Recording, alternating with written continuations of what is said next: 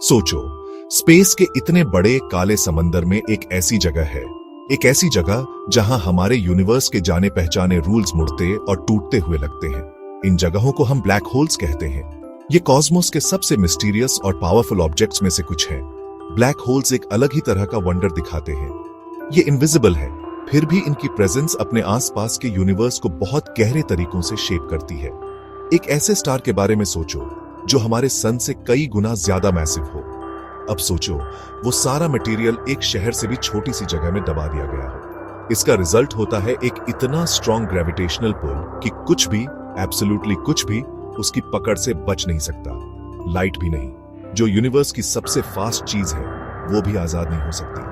हमारी अपनी मिल्की वे गैलेक्सी के एकदम सेंटर में एक सुपर मैसिव ब्लैक होल है।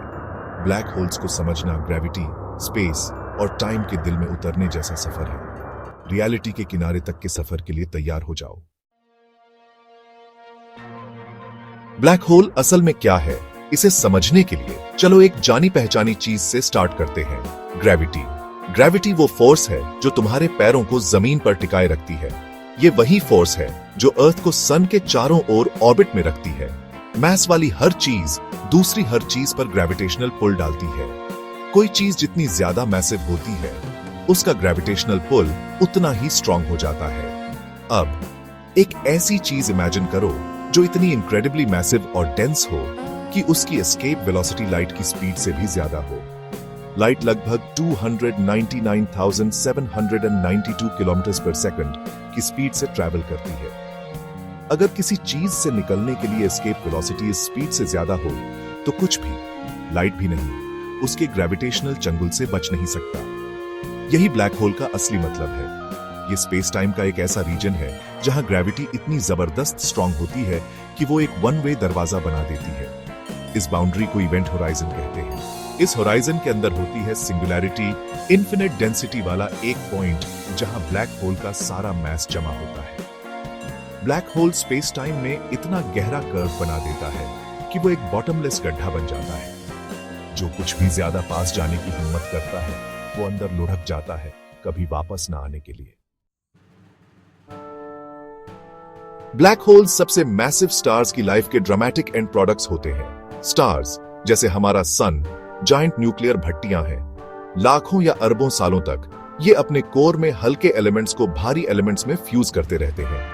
इस प्रोसेस से जबरदस्त एनर्जी निकलती है जो बाहर की तरफ पुश करती है। यह बाहर का प्रेशर स्टार की अपनी ग्रेविटी के अंदरूनी खिंचाव को परफेक्टली बैलेंस करता है। लेकिन हर चीज की तरह स्टार्स का फ्यूल भी आखिर में खत्म हो जाता है।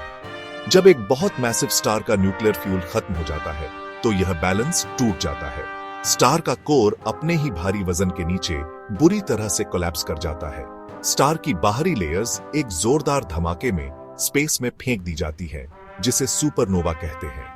अगर कोर काफी मैसिव हो तो ग्रेविटी उसे सारी जानी पहचानी लिमिट्स के पार क्रश कर देगी। कोर सिकुड़ता रहता है और डेंस होता जाता है जब तक कि वो एक ब्लैक होल ना बन जाए। स्टेलर मैस ब्लैक होल्स आमतौर पर हमारे सन के मैस से कुछ गुना से लेकर दसियों गुना तक होते हैं। सुपर मैसिव ब्लैक होल्स, जो ज्यादातर बड़ी गैलेक्सीज के सेंटर में पाए जाते हैं, हमारे सन के मैस से लाखों या अरबों गुना ज्यादा हो सकते हैं। उनका होना इस बात का सबूत है कि यूनिवर्स कितनी अनइमेजिनेबल स्केल और पावर वाली चीजें बना सकता है।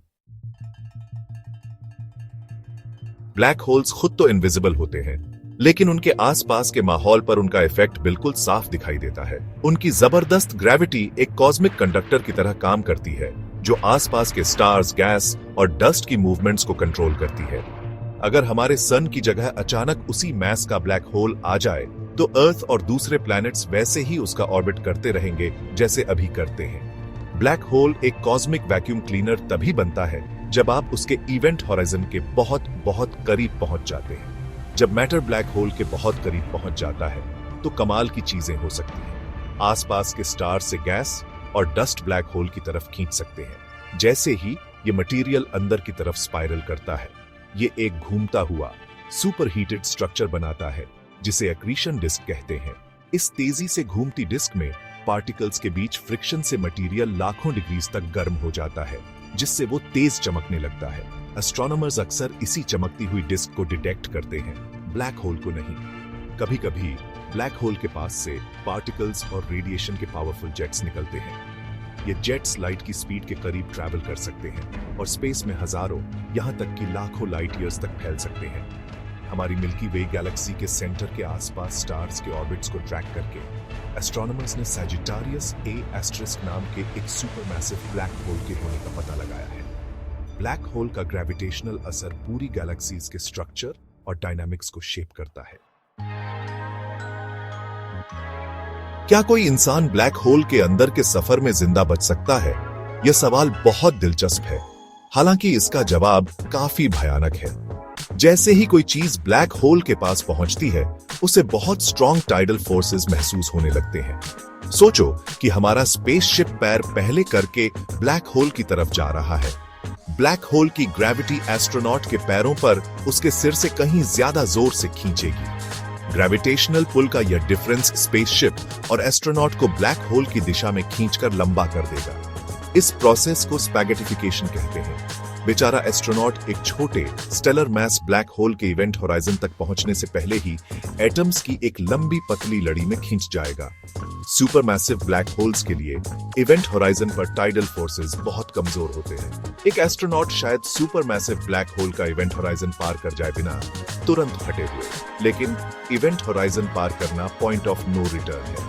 एक बार अंदर जाने के बाद स्पेस टाइम का ताना बाना इतना मुड़ जाता है कि सारे रास्ते सेंटर में सिंगुलैरिटी की तरफ ही जाते हैं। सिंगुलैरिटी की तरफ का सफर जारी रहेगा और आखिर में टाइडल फोर्सेस इतने जबरदस्त हो जाएंगे कि सब कुछ कुचलकर खत्म हो जाएगा। फिजिक्स के हमारे मौजूदा नियम सिंगुलैरिटी पर काम करना बंद कर देते हैं। तो प्रैक्टिकल रूप से देखें तो ब्लैक होल के अंदर जिंदा रहना इम्पॉसिबल लगता है। कॉस्मोस हमेशा से इंसानों के लिए वंडर और सोच विचार का सोर्स रहा है। पुराने भारतीय दर्शन के कुछ कॉन्सेप्ट्स कॉस्मिक ऑब्जेक्ट्स के नेचर से मेल खाते हैं।